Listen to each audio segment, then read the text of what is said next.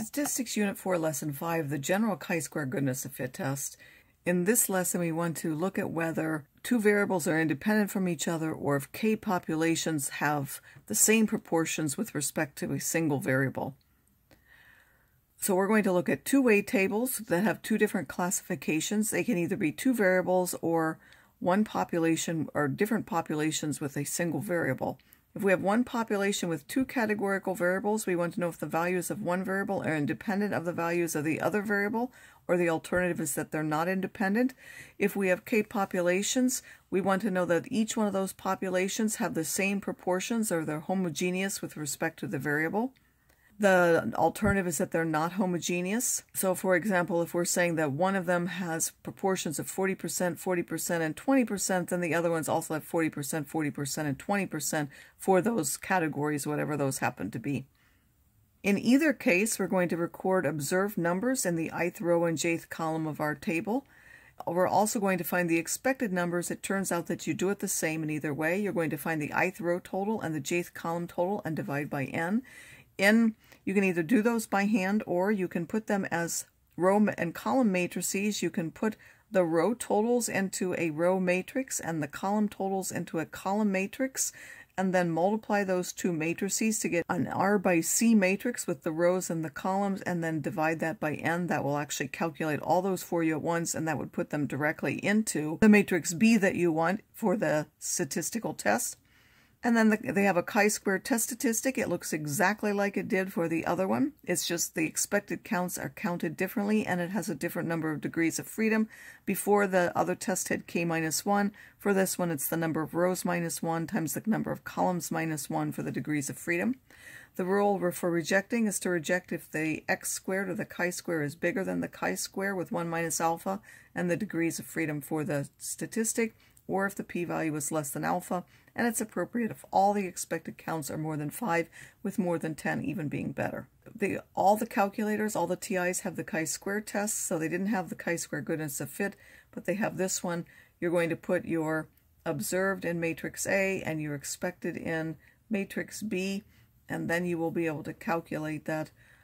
So you can either calculate these by hand and put them in there, or calculate them using this and have them directly put in there by storing them. This is from the store key, and then putting them into B.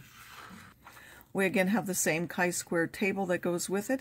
So for reference, a mathematics and statistics instructor wanted to know if a person's ability in math is independent of his or her interest in statistics. He obtained the following data. Ability in math is low, average, and high, and interest in statistics, low, average, and high, and got this data. Give the hypotheses, the expected numbers, the value of the test statistic, and your conclusion using a level of significance of 0.05. So the solution, variable 1 was the interest in statistics, variable 2 the ability in math, population, students of mathematics and statistics. We need all the expected counts to be more than 5 for the test to be about chi-square. The null, because we have two variables, is that one variable, the ability in math, is independent of the interest in statistics. The alternative is that they're not independent. The test statistic is the chi-square one with the expected counts. I've calculated them here in the table, showing you that you're doing what? You would add all of these together, and I put that's the row total. So if these add to 120, these add to 150, these add to 90. That's why I have these totals. And then downward they add to 135, they add to 150, and add to 75 with a total of 360 altogether. This is n. So to get the expected numbers, again, you could put these in a row matrix and these in a column matrix, and then multiply this times this and divide by 360 using matrices, or you can do it by hand and do 135 times 120 and divide by 360, 150 times 120 over 360, 75 times 120 over 360, and put that here. And then go to the next one, 135 times 150 divided by 360, 150 times 150 over 360, and so on. Taking the row total and the column total and then dividing by 360. These observed in matrix A and these expected in matrix B, whether you did the by hand calculations or using the row and column matrices. This will have a p-value of this very small number with degrees of freedom that are 3 minus 1 times 3 minus 1, which is 4. You would reject if the chi-square is bigger than a 0.95 with 4, which is 9.49 from the table, or if the p-value is less than alpha. We can tell this is a very large chi-square value and a very small p-value. We reject, and we conclude that there is a relationship between one's ability in math and one's interest in statistics. In the next example, it says random samples of male and female college students were taken, and they were asked about what kind of pet they would choose. If they could only choose one, the following data were obtained, and we have male and female. We have whether they preferred a dog, a cat, other pet, or no pet. And now we have two different populations. One they were male and one they were female. They took a sample of the males and they took a sample of the females and then classified them by their pet preference. So we want to know if the males have the same proportion as the females have. The variable is the pet preference. The population 1 are male college students, population 2 female college students.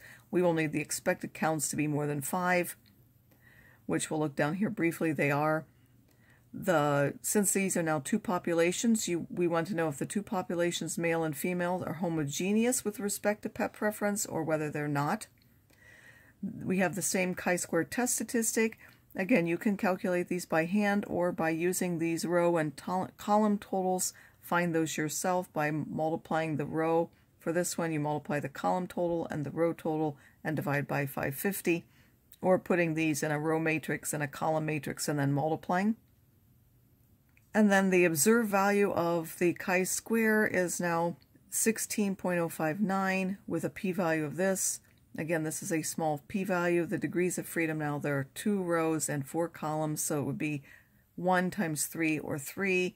We reject if it's bigger than chi-square 7.82, or to reject if it's less than alpha. So we would reject this. Again, it's a small p-value. And we conclude that males and females are not homogeneous with respect to pet preference, so men and women do not have the same preference in pets.